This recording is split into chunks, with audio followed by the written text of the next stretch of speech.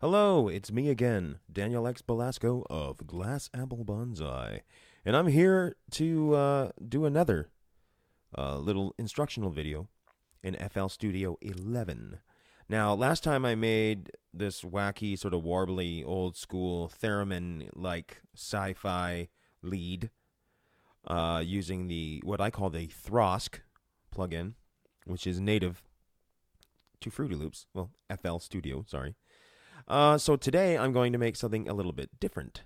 I'm going to make a sort of a smooth, warm pad sound, and then I'm going to use a sampler channel to make another sound, and just to sort of give you an idea of some of the things that you might not know that you can do with just the simplest things in FL Studio. So here we are. Okay, so the Throsk, we have our 3 oscillators.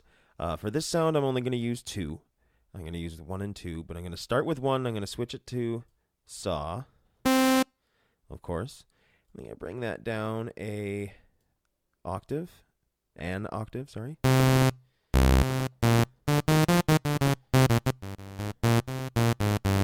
Okay, now we'll go into the instrument properties. And we will set our volume envelope to give it a nice string-like quality, typical synth pad quality. That's too much release.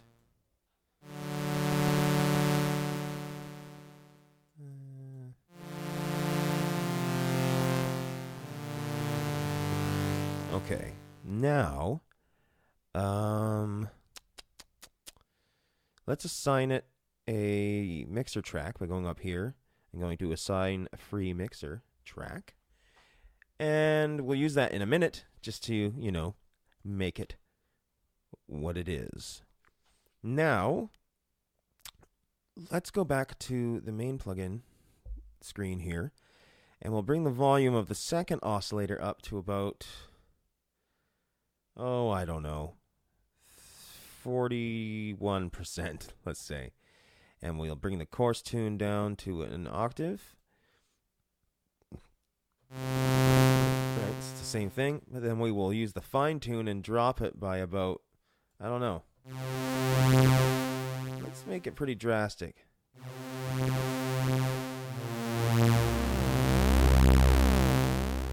Yeah, I like that.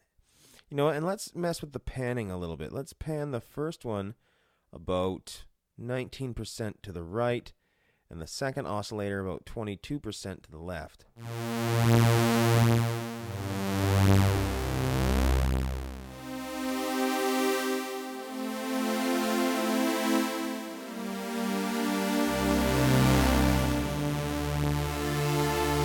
Okay, so we're well on our way to the kind of sound that we want. We'll go back to the instrument properties, and we'll go to the filter cutoff envelope, and we will, let's say, we'll make it swell in just a little. Or, sorry, down, actually. That would be what that is. So let's actually make that go for quite some time. Let's make it go for longer than that. We'll do it tempo based. We'll do 32 steps.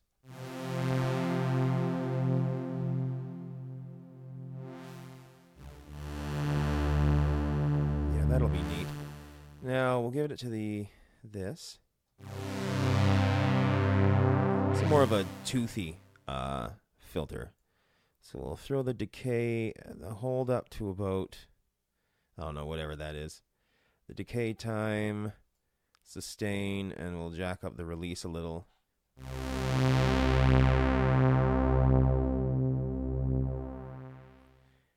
Yeah, okay. Now, we want to do something similar with the resonance. So we'll go into the resonance envelope generator. And what do we want to do with the reso? Maybe we want it to go...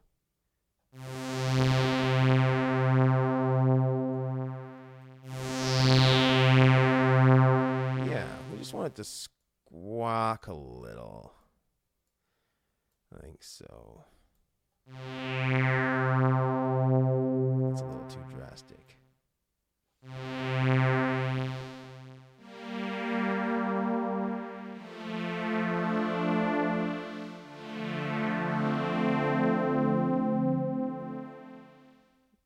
Yeah.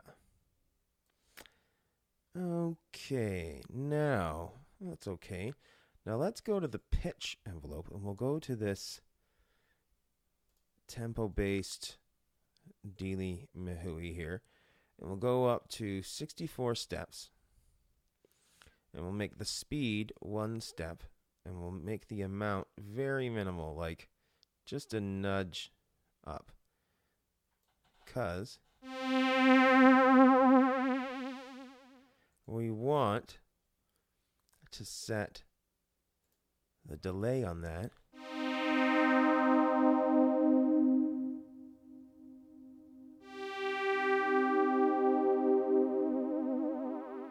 let's make the let's yeah.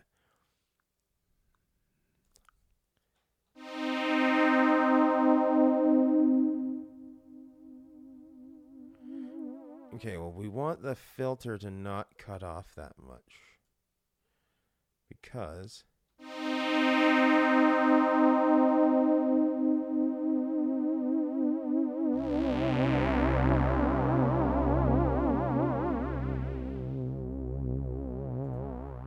it's a bit much for the...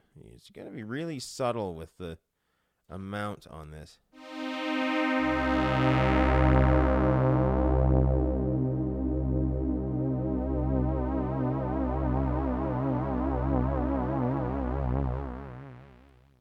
It's still too much for me.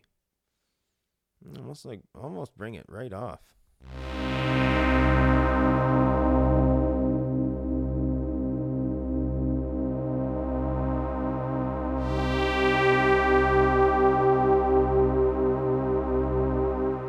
Okay. We're getting there. Bring that initial filter down. Let's bring that up and then bring this down.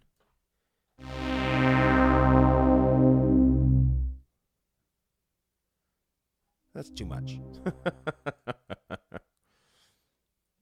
Down to about there. Hold.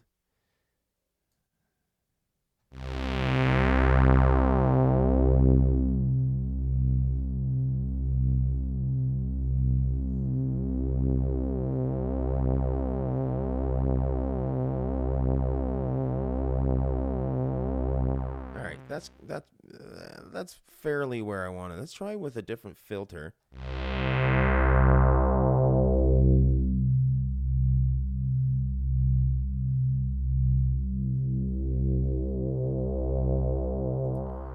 I think that holds on a bit too long.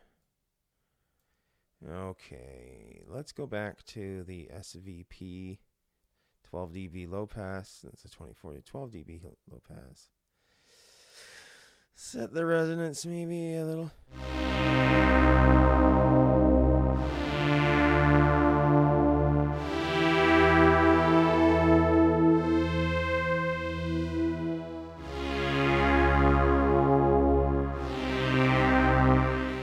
Okay, that's a pretty decent sound. Now let's throw some effects on there. Obviously, we'll want a reverb on there at some point or a delay. So you know what? Let's try both. Let's do the... I always use the fruity delay too because it's very simple. Get a nice ping pong on there. Right click on it and set the steps to be, let's say, 4 steps. Set the feedback up to, I don't even know what percentage that is. And I always bring the cutoff down just a little bit. And you can have a...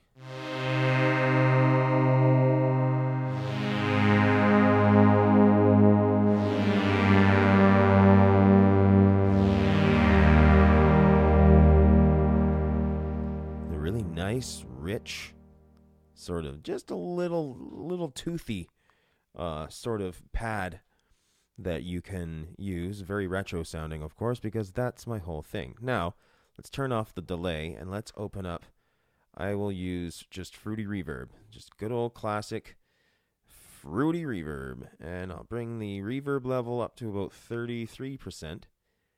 Since this sound has a lot of high end to it, I'm going to bring the high dampening up to about, I don't know, 8.8. The high cut up just 9.5, I guess, and we can cut the low off down at about 200. Get a nice decent pre-delay on it, like, I don't know, 32 milliseconds. Room size, this one deserves something a little bigger. And the decay can be, I don't know, 1.8. So...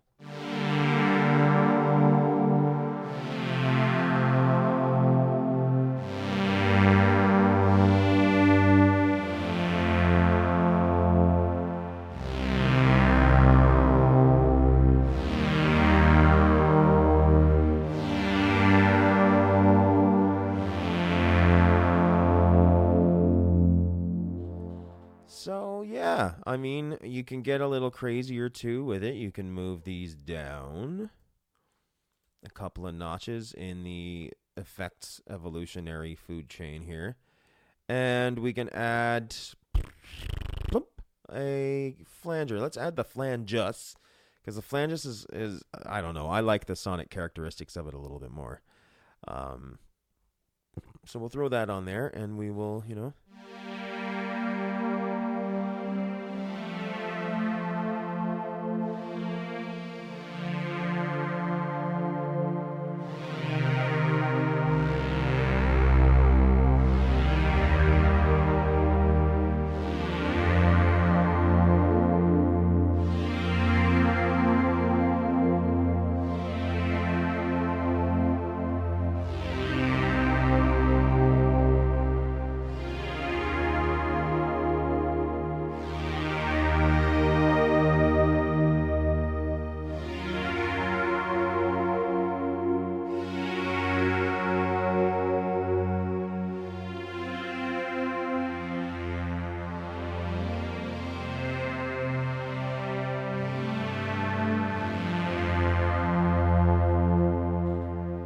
Right, so there we go.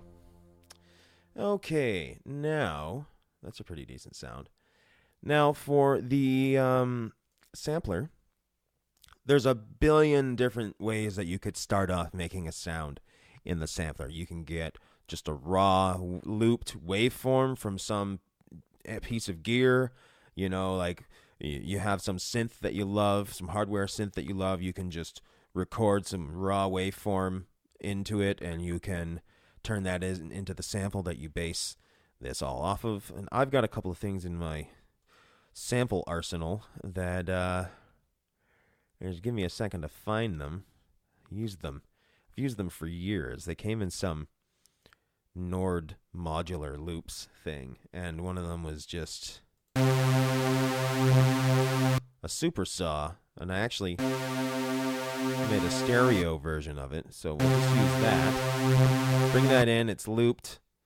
Use loop points. So obviously it's a single sample, so the lower you play it and the higher you play it outside of its original sampled range, it's going to start to sound a little funky, but that's okay because you can very easily address that with post effects or what have you.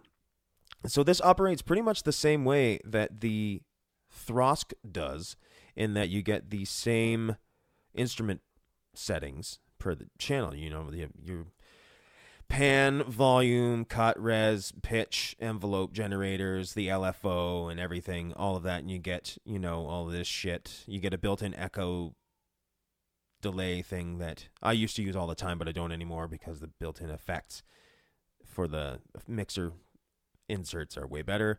You have an arpeggiator, you know, like offset,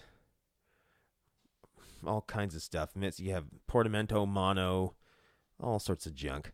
So let's just start with, right? So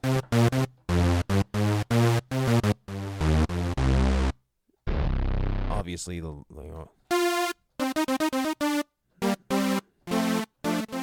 Okay. All right, so let's do the same thing here. We'll give it a nice slow sort of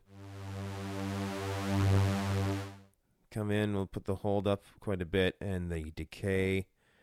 I'm going to sustain it and then bring the release up.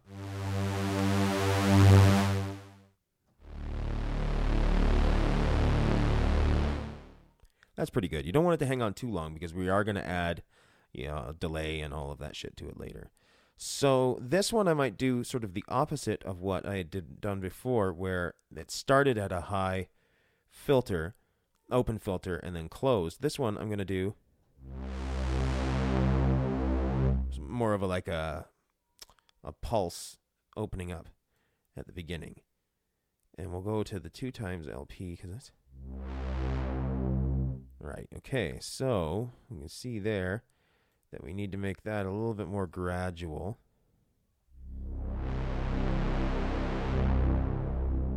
Yeah.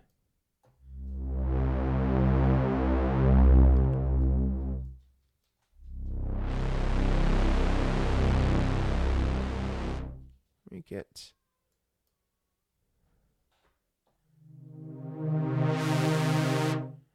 I don't like how that just sort of slams open there. Let's change that. Let's use that.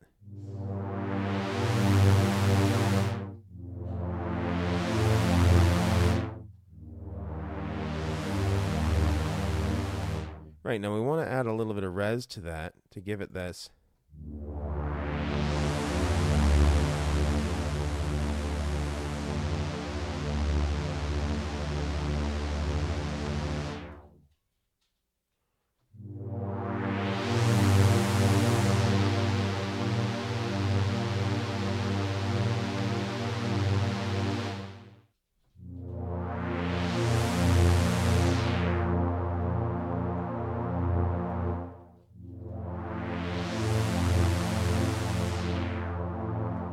Right, now let's assign that to the channel that we had the Throsk on to get a similar...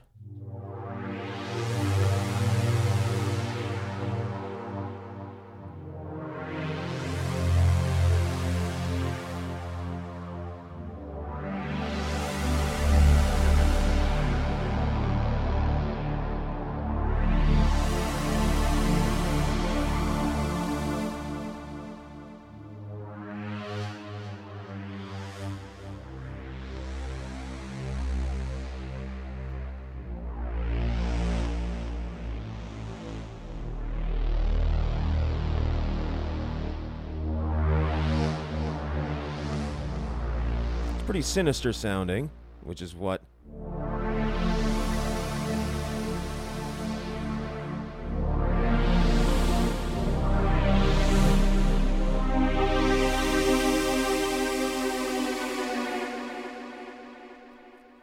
right, so there you go. I mean, it's not anything amazing, but that's the kind of sound where if you need a really quick, like, sweepy pad or like a nice mellow string sound, you can just bring in a sample and you can do whatever you want with it. You know, there's so many things you can... I turn on the legacy pre-computed effects because there's some stuff in here like this weird ring mod.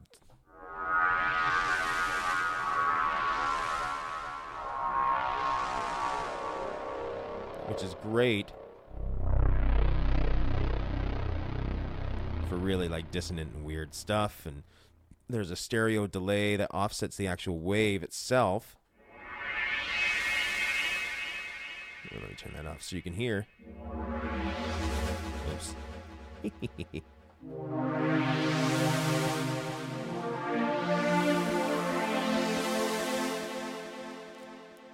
Yeah, there's all kinds of things you can do with it. And just remember that you can experiment as much as you want with just the simple sampler and the Throsk, or the Throsk as I call it. And, you know, and whatever. Do whatever, because all of these things are great tools if you just learn your way around them. And I mean, like the Throsk is a go-to for me. I use it all the time for things in songs when I'm just looking for that extra little thing that doesn't need to be all crazy and it doesn't need to modulate constantly all over the place. I just need something that can fill in a void, and I can dial up a sound or just dial up nothing and make something that fits it. And it's great. So, yeah. Anyways, more of these videos to come soon.